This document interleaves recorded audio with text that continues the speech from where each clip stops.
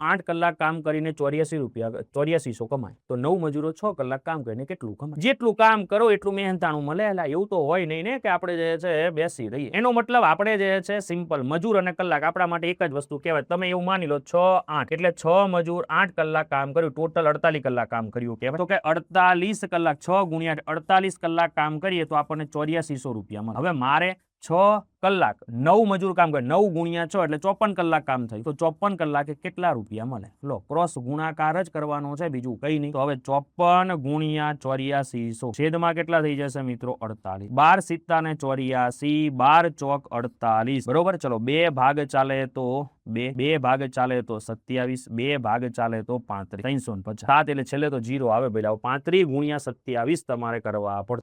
35 ગુણ્યા 27 ડાયરેક્ટ થઈ જાય. 35 ડબલ 700. ચલો 7 પંચા 35, 2 7 3 21 ને 2 23, 5 3 9 935. 7 પંચા 35 તગડો છે. 7 3 સોરી ચોગડો. યસ, દયા ગરબડ ગોટાળા હો ગયા. સારું થયું ઓપ્શનમાં નથી ને કે ભૂકા નીકળી જાય મારા. આજે ગુણાકારમાં મારા ભૂકા નીકળી ગયા છે. 7 ગુણ્યા 5 35 નો 5 3, 7 3 21 અને 3 24, 945. પાછળ 0 એમને 9450 રૂપિયા.